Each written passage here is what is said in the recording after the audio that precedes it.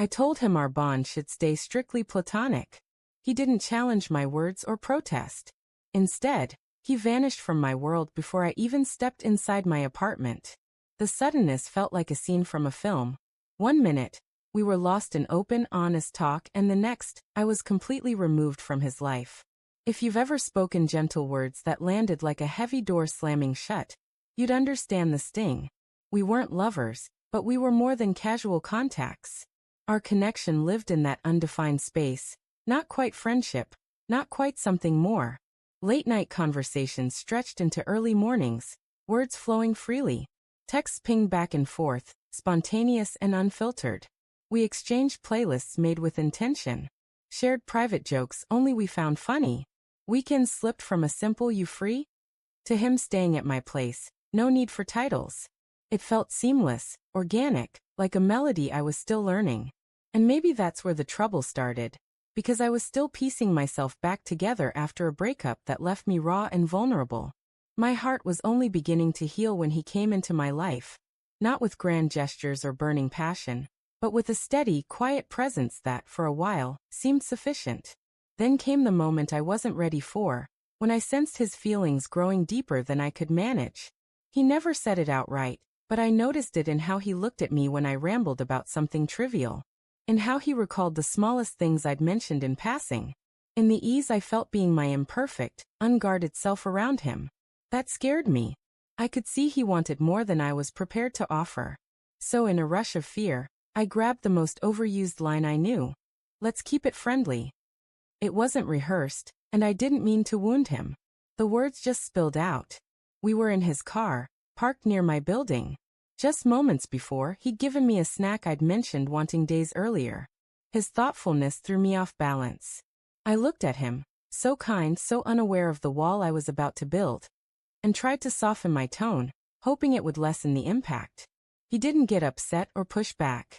He just nodded quietly and let me leave.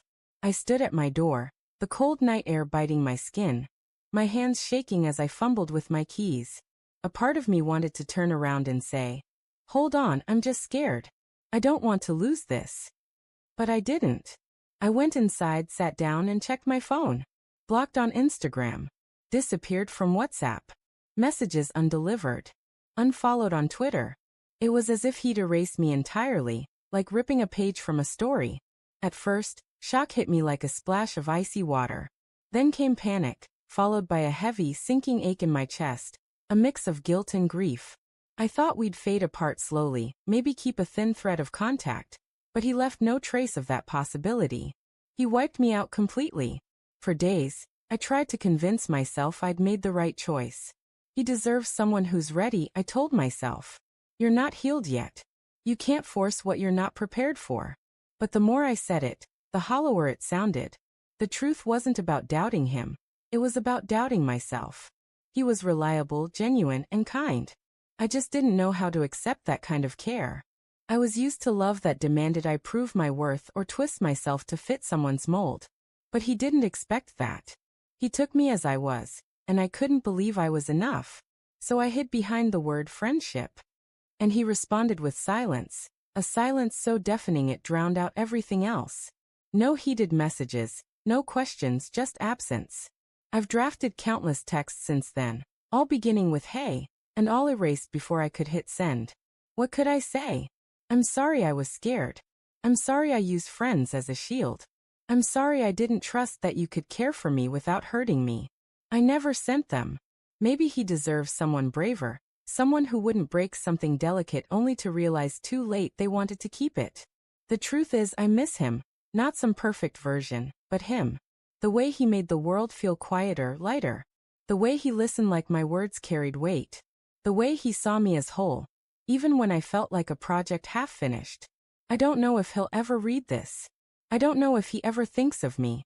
But if he does, I hope he understands I didn't say just friends because I didn't care.